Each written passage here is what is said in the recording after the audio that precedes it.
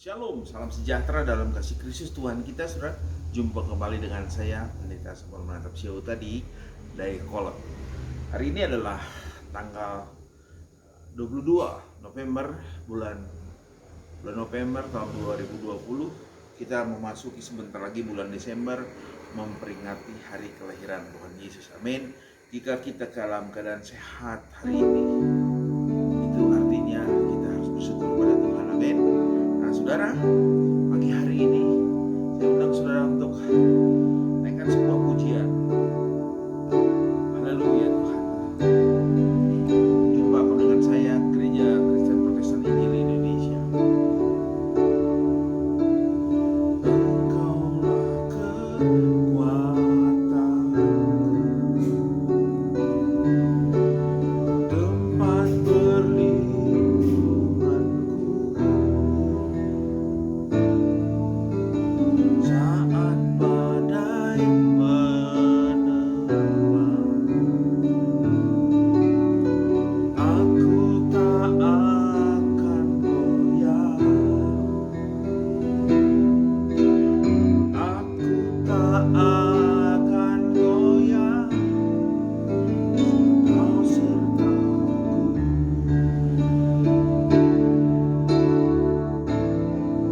Sejauh langit dari bumi,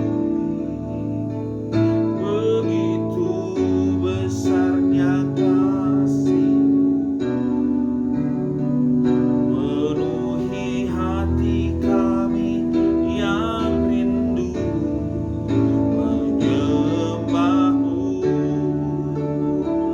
Yesus, sejauh langit dari bumi, begitu besarnya kasih-Mu. Kaulah Tuhan, kekuatanku, sukacitaku. Katakan saudara. Oh, sejauh langit dari bumi, begitu besarnya kasih-Mu,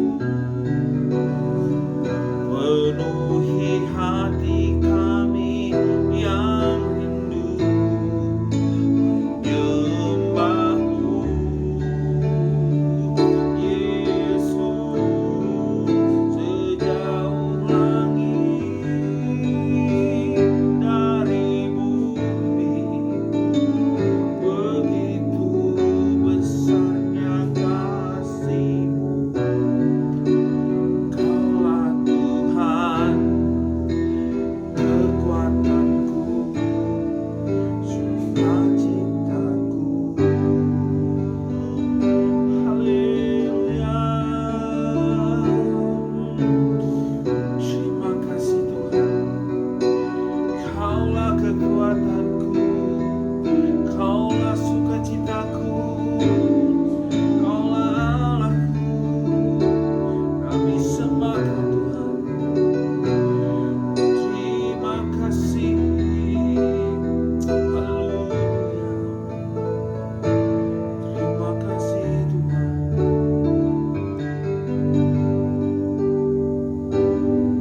Haleluya.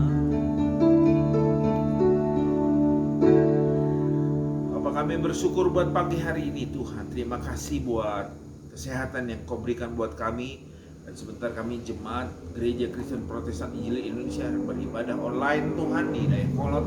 Dan Kau berkati semua yang hadir, jemaat yang menyaksikan, bahkan siapapun yang hadir Tuhan menyaksikan. Biar nama Tuhan dimuliakan, dan kami percaya Tuhan, jika 2-3 orang sepakat di dalam nama Tuhan berseru, maka Allah Bapa, Allah Anak, Allah Roh hadir di tengah-tengah kami. Terima kasih, urapi hamba-Mu yang tidak bisa apa-apain Tuhan, agar bisa menyampaikan isi hati-Mu saja. Dalam nama Yesus, mari semua yang percaya dan siap mendengarkan firman Tuhan katakan amin. Shalom saudara, selamat pagi. Ini nggak terasa sebentar lagi kita memasuki Natal, ya. Kalau kita memasuki Natal, memperingati kelahiran Tuhan kita Yesus Kristus. Amin. Nah, hari ini, minggu yang lalu, saudara, saya mengingatkan saudara, minggu yang lalu kita bicara tentang kuasa dari kesaksian. Jadi kuasa kesaksian, kenapa kita harus bersaksi? Tuhan Yesus mengasihi orang berdosa, tetapi Dia membenci dosanya. Untuk itu makanya kita bersaksi. Kenapa? Biar orang bertobat kembali kepada kasih mula-mula, yaitu Tuhan kita Yesus Kristus. Amin. Nah, setiap kali kita bersaksi tentunya kadang-kadang ada masalah. Ada beberapa orang datang kepada saya ketika kesaksian, Pak, saya ditolak, Pak, saya kecewa, saya tidak mau lagi bersaksi karena banyak yang nolak saya sehingga saya dikucilkan di keluarga. Nah, saudara, hari ini saya akan bahas apa yang terjadi sehingga anak-anak Tuhan ketika menyampaikan kesaksian mereka tidak kecewa lagi. Mereka memiliki pengharapan, damai sejahtera dan sukacita, dan tidak kapok untuk menyaksikan kerajaan Allah. Ini firman Tuhannya. Mari kita buka firman Tuhan dari Matius 10 ayat 5 sampai dengan 15. Kita buka sama-sama firman Tuhan. Matius 5 ayat 5 sampai ayat 12 sampai 15, Saudara. Matius 12 ya. Matius 12 ayat 12 sampai dengan 15. Demikian firman Tuhan. Apabila kamu masuk ke rumah orang, berilah salam kepada mereka. Jika mereka layak menerimanya, salammu itu turun ke atasnya. Jika tidak, salammu itu kembali kepadamu. Dan apabila seorang tidak menerima kamu dan tidak mendengar perkataanmu, keluarlah dan tinggalkan rumah itu atau kota itu dan kebaskanlah debunya dari kakimu. Aku berkata kepadamu, sesungguhnya pada hari penghakiman, tanah Sodom dan Gomora akan lebih ringan tanggungannya daripada kota itu. Nah, saudara, hal yang pertama yang Tuhan ajarkan, Alkitab mencatat bahwa kita tidak usah kecewa ketika kita ditolak atas pemberitaan firman Tuhan atau kita menyaksikan kasih Tuhan. Karena di ayat 13 berkata, ya, dikatakan, jika mereka layak menerima salammu, itu turun ke atasnya. Jika tidak, salammu itu kan kembali kepadamu. Jadi kalau kita menyaksikan terus mereka tidak mendengarkan, terus menolak, salammu itu sudah kembali kepadamu. Berkat kerajaan Allah kembali kepadamu. Jadi kita nggak usah kecewa, kita nggak usah kapok, tapi kita bersyukur karena kita sudah layak disebut murid Tuhan. Kenapa? Karena apa yang Tuhan sampaikan kepada saudara dan saya, kita kerjakan walaupun ditolak. Amin. Ya. Ayat selanjutnya berkata ya, ayat 14, dan apabila seorang tidak menerima kamu dan tidak mendengar perkataanmu, keluarlah dan tinggalkanlah rumah atau kota itu dan kebaskanlah debu dari kakimu. Itu yang Tuhan suruh. Jadi kita tidak usah kamu harus kecewa, tidak, tapi Tuhan bilang kebaskan debu kakimu kalau menolak. Amin. Jadi sebetulnya firman Tuhan di firman Tuhan yang lain berkata, kalau mereka menolak kamu, sebenarnya yang ditolak bukan kamu, tetapi Dialah Allah yang mengutus kamu yang ditolaknya. Demikian firman Tuhan. Jadi hal yang pertama, saudara, yang saudara harus garis bawahi ketika engkau bersaksi, engkau selalu ingat bahwa Tuhan memberi perintah, saksikan. Ya. Tapi kalau orang itu menolak, ya kita tidak usah kecewa. Kita bersyukur saja karena apa? Yang Tuhan suruhkan sudah kita kerjakan dengan baik. Amin. Ini hal yang pertama. Jadi kita kuat di dalam penolakan, kita tangguh di dalam nama Tuhan kita Yesus Kristus karena kita diberikan hikmat oleh Tuhan dan kita tidak kapok. Ya. Yang kedua adalah, saudara, lihat Markus 6 ayat 1 sampai 6. Ini Yesus memberikan teladan, memberikan contoh kepada saudara dan saya dalam menyampaikan firman Tuhan. Ya. Markus 6 ayat 1 sampai 6 berkata begini. Kemudian Yesus berangkat dari situ dan tiba di tempat asalnya, sedang murid-muridnya mengikuti dia. Pada hari Sabat ia mulai mengajar rumah ibadat dan jemaat yang besar takjub. Lihat, perhatiin. Yesus khotbahnya bagus dan mereka semua takjub. Nah, kata takjub, sudah perhatiin. Ada banyak pemberitaan firman Tuhan, orang takjub. Tapi orang itu belum tentu saudara bertobat. Nah, lihat selanjutnya. Ya, ketika mendengar dia dan mereka berkata, dari mana diperolehnya semuanya itu? Hikmat apa pulakah yang diberikan kepadanya? dan mujizat-mujizat yang demikian bagaimanakah dapat diadakan oleh tangannya? Ya, ini orang-orang yang dekat rumahnya ya. Bukankah ia ini anak tukang kayu, anak Maria, saudara Yakobus, Yoses, Yudas, dan Simon? Dan bukankah saudara-saudaranya yang perempuan ada bersama kita? Lalu mereka kecewa dan menolak dia. Ini perhatian saudara. Lalu mereka menolak dia. Padahal Yesus khotbahnya bagus, khotbahnya dahsyat, menggugah sekali. Tapi mereka kecewa. Lihat selanjutnya, lihat. Apakah Tuhan Yesus kecewa? Tidak, ya. Ayat yang keempat berkata, maka Yesus berkata kepada mereka, ya, seorang nabi dihormati di mana-mana kecuali di tempat asalnya sendiri, di antara kaum keluarganya dan di rumahnya. Jadi sudah dijelaskan sekali ketika kita memberitakan firman Tuhan di tempat asal, di rumahnya, di tempat tengah-tengah keluarganya, maka Tuhan katakan tidak dihormati. Ya, jelas ayat 4 maka kata Yesus, mereka berkata, seorang nabi dihormati di mana-mana kecuali di tempat asalnya sendiri, di antara kaum keluarganya dan di rumahnya. Ada 3 tempat asalnya, di kaum keluarganya dan di rumahnya sendiri. Jadi nggak usah kecewa kalau kita ditolak saudara oleh keluarga sendiri. Harusnya kita bersyukur karena kita layak disebut murid Tuhan. Karena Tuhan pun mengalami hal yang sama. Ya. Ayat selanjutnya, ayat 5, ia tidak dapat mengadakan satu mujizat pun di sana kecuali menyembuhkan beberapa orang sakit dengan meletakkan tangannya atas mereka. Ia merasa heran atas ketidakpercayaan mereka.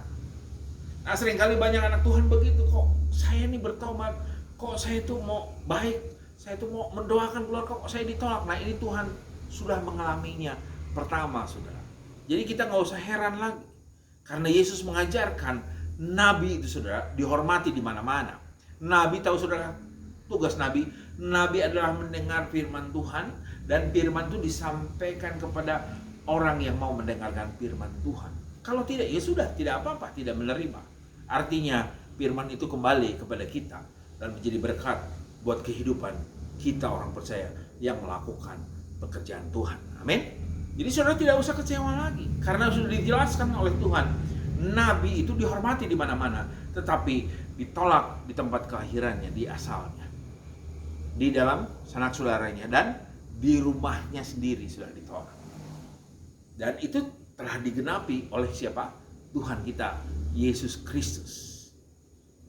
Tadi hal yang pertama adalah kita kasihkan salam. Kalau orang itu menolak, ya salam itu kembali kepada kita. Ya, kita nggak usah kecewa. Kebaskan debu kaki kita. Ya, kita nggak usah kecewa lagi. Yang kedua adalah, saudara, nabi tidak dihormati di tempat asalnya, di lingkungannya, sanak saudaranya, dan di rumahnya sendiri, saudara. Ini hal yang kedua. Hal yang ketiga, saudara, kita harus kuat di dalam penolakan memberitakan Injil. Lihat Kisah Rasul 5, ya.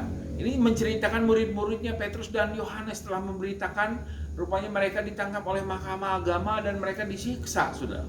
Ya, lalu Gamaliel, ya, seorang imam di sana juga mendukung, membela rasul-rasul itu, berkata, jika memang mereka dari Tuhan, biarpun engkau hukum, engkau siksa, orang itu tidak akan mati, tidak akan bisa dibiarkan, tidak akan bisa diapa-apain, karena Allah, dari Allah datangnya, tidak akan bisa diganggu oleh manusia. Alasan Gamaliel ini diterima oleh mahkamah agama sehingga mereka disesah dulu, disiksa dulu, baru dilepaskan. Nah, Kisah Rasul 5 ayat 39 ayat 42, demikian firman Tuhan. Tetapi kalau dikatakan, Gamaliel berkata, tetapi kalau berasal dari Allah, kamu tidak akan dapat melenyapkan orang-orang ini, yaitu Petrus dan Yohanes. Mungkin ternyata juga nanti bahwa kamu melawan Allah. Nasihat itu diterima. Ayat 40, mereka memanggil rasul-rasul itu lalu menyesah. Nah, ini menyesah. Mereka dan melarang mereka mengajar dalam nama Yesus. Sesudah itu mereka dilepaskan. Rasul-rasul itu meninggalkan sidang mahkamah agama. Perhatiin, dengan apa? Dengan gembira, sudah. Kenapa gembira? Karena mereka telah dianggap layak menderita penghinaan oleh karena nama Yesus. Dan setiap hari mereka melanjutkan pengajaran mereka di bait Allah dan di rumah-rumah orang yang memberitakan Injil tentang Yesus yang adalah Mesias. Ya, yang ketiga adalah, saudara, kalau saudara ditolak, apalagi saudara ditangkap, terus disiksa, ya, dikasih tahu, mereka setelah dilepaskan mereka gembira, saudara. Kenapa? Karena mereka dianggap layak, ya, mereka dianggap layak menjadi murid Kristus, ya. Ayat berapa dikatakan? Ayat 41, rasul-rasul itu meninggalkan sidang mahkamah agama dengan gembira karena mereka telah dianggap layak menderita penghinaan demi nama Tuhan kita Yesus Kristus. Nah, saudaraku yang terkasih, pagi hari ini saya ingatkan saudara, mulailah kita bertindak dalam nama Tuhan kita Yesus Kristus. Mulailah bersaksi. Untuk apa, saudara? Agar saudara dan saya mengalami hidup yang kekal yang seperti Tuhan katakan. Maka amanat agung berkata di dalam Matius terakhir diingatkan, beritakanlah Injil, ya. Baptislah mereka dalam nama Bapa, Anak dan Roh Kudus. Setelah itu apa? Ajarkanlah mereka melakukan segala sesuatu. Nah, inilah yang sedang saya kerjakan. Ajarkanlah mereka segala sesuatu. Hari ini, pagi hari saya sedang mengajarkan kepada saudara, jemaat Gereja Kristen Protestan Injil Indonesia, dan semua saudara yang menyaksikan. Ingat, ketika kita memberitakan Injil, kita bersaksi, itu artinya kita sudah menggenapi apa yang telah Tuhan perintahkan. Ada banyak orang di luar sana sibuk hanya dengan acara, sibuk dengan ibadah, sibuk dengan kebaktian, kuat dalam beribadah, kuat dalam doa, tapi tidak pernah memberitakan Injil. Ini adalah bahaya sekali. Ya.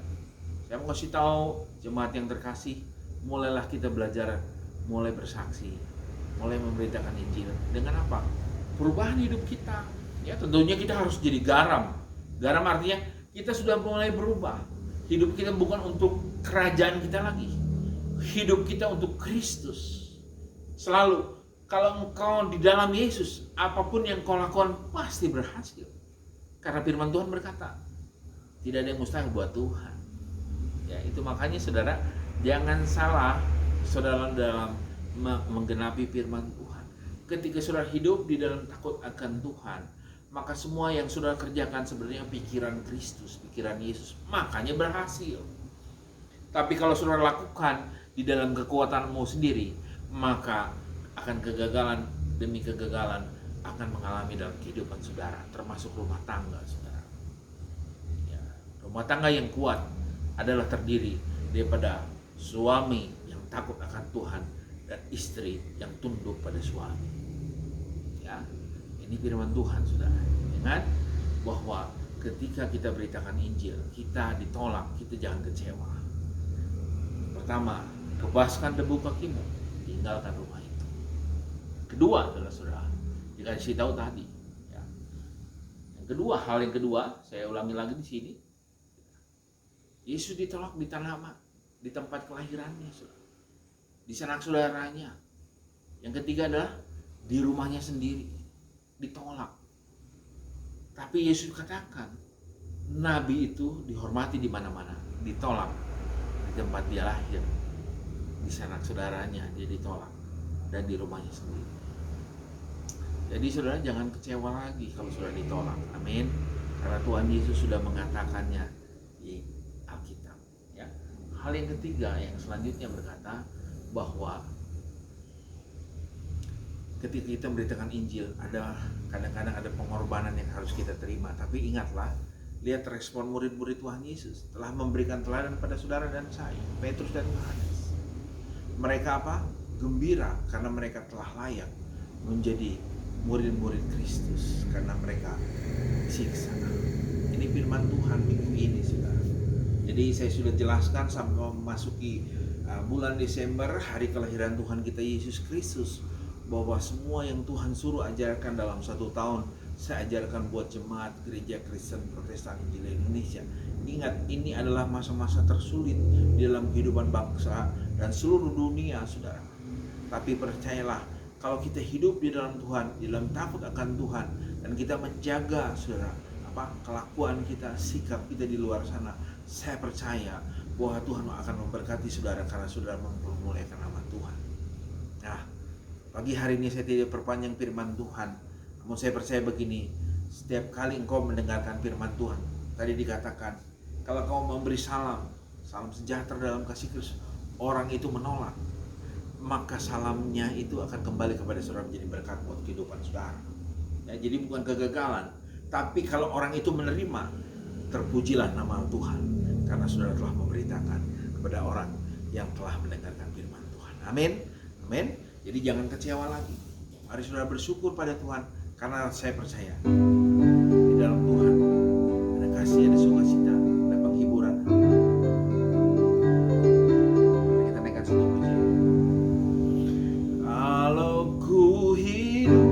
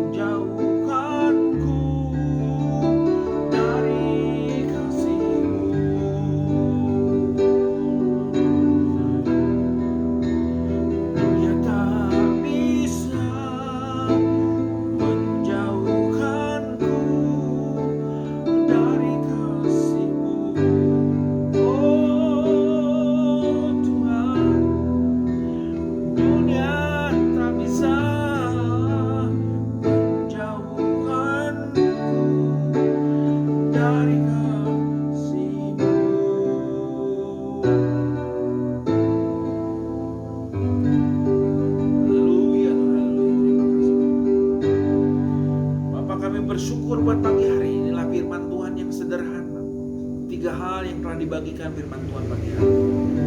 Berbahagialah orang yang mendengarkan firman Tuhan, merenungkan dan melakukan dalam kehidupannya, bahkan menyaksikan firman Allah.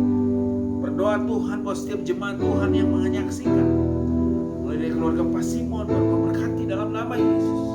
Begitu juga keluarga Andri, berkati dalam nama Yesus. Tuhan mendekati Natal ini, relawan Tuhan, mari jamah setiap hari. Berdoa juga Tuhan buat keluarga Johan, Shalom, Jojo, dalam nama Yesus Tuhan, dan mengalami pengharapan daripada Tuhan. Berdoa juga Tuhan buat keluarga Exal Tuhan, Mami Tuhan, untuk permohonan selawat dalam nama Yesus Tuhan, yang kasih karunia mengalir dalam kehidupan mereka.